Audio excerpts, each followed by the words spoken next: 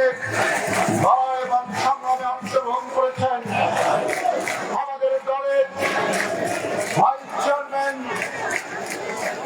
নন্দিত জননেতা জনাব অ্যাডভোকেট আজম খানকে আমরা খুলনাবাসীর পক্ষ থেকে অভিনন্দন এবং শুভেচ্ছা জানাচ্ছি। আমাদের এখানে জাতীয় নেতৃবৃন্দ এবং স্থানীয় নেতৃবৃন্দ উপস্থিত আছেন। আজকের এই বিজয় র্যালি পূর্ব সমাবেশে আমাদের মাঝে উপস্থিত হয়েছেন যিনি গত 17 বছর ফ্যাসিবাদ বিরোধী আন্দোলনে রাজপথে অকুতোভয় সৈনিকের মতো যুদ্ধ করেছেন এবং বিজয়ের পরে অসুস্থতায় পড়ে তিনি আবার আল্লাহর রহমতে সুস্থ হয়ে তার অসুস্থতাকে কাটিয়ে তিনি আবারও আমাদের এই বিজয় র্যালিতে উপস্থিত হয়েছেন। আমাদের জেলা বিএনপির সংগ্রামী সদস্য সচিব সাবেক ছাত্রনেতা আবু হোসেন বাবুকে আমরা এই সমাবেশ থেকে অভিনন্দন এবং শুভেচ্ছা জানাচ্ছি। আল্লাহর কাছে শুকরিয়া আদায় করছে, সুস্থতা অর্জন করে সে আবারও আমাদের মাঝে ফিরে এসেছে। নেতৃবৃন্দ, আজকের এই 6 আগস্টের যে বিজয় পূর্ব র্যালি, আমরা গত 5 আগস্টের স্বস্তি অর্জন করেছিলাম যে বাংলাদেশ থেকে হাসিনা পালিয়ে গেছে।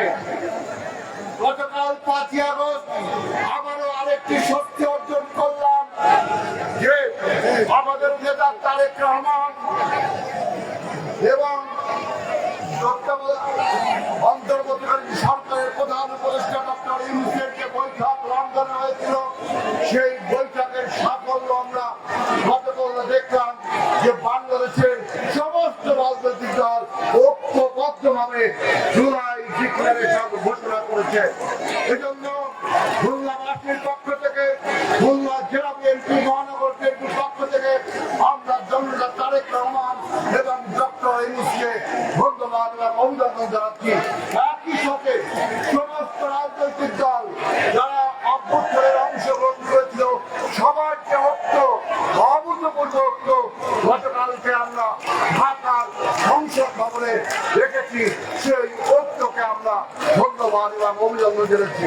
এবং দেখুন, আজকেও খুলনা শহরে সমস্ত রাজনৈতিক দল এবং সমস্ত মত এবং পথের মানুষ ফ্যাসিবাদকে মুক্ত করে যে ঐক্য আমরা গড়ে তুলেছি, খুলনা ইনশাআল্লাহ এই ঐক্যকে আমরা অটুট রাখবো।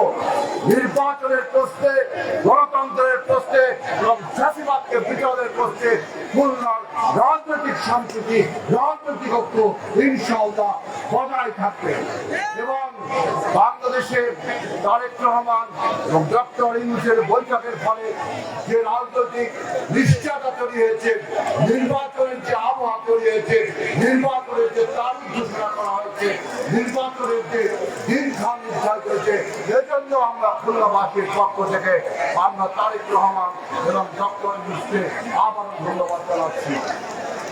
আমরা আজকের থেকে আমরা আমাদের আগামী দিনে অঙ্গীকার হবে, আমরা জনগণের কাছে আমাদের বক্তব্যগুলো, জনগণের কাছে আমাদের প্রস্তাবগুলো আমরা পৌঁছে দিয়ে আমরা নির্বাচনী ট্রেনে যাত্রা শুরু করবো ইনশাআল্লাহ। এবং আজকের থেকে খুলনায় নির্বাচনী পরিবেশ তৈরি করতে হবে এবং নির্বাচনী আবহাওয়া তৈরি করতে হবে।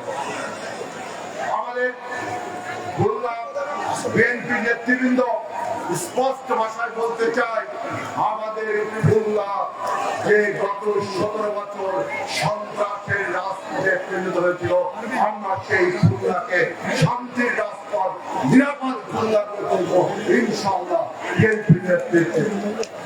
আমাদের খুলনার যে হারানো গৌরব, শিল্প নগরী খুলনা, এই খুলনাকে আমরা আগামীতে শিল্প নগরী, বাণিজ্যিক নগরী হিসাবে রূপান্তরিত করবো, সেই প্রত্যাশা আমরা জানাচ্ছি আগামী নির্বাচনের মাধ্যমে। এবং খুলনাবাসীকে একটি আধুনিক খুলনা শহর, একটি আধুনিক খুলনা উপহার দেওয়ার জন্য বিএনপি বদ্ধপরিকর, অঙ্গীকারাবদ্ধ।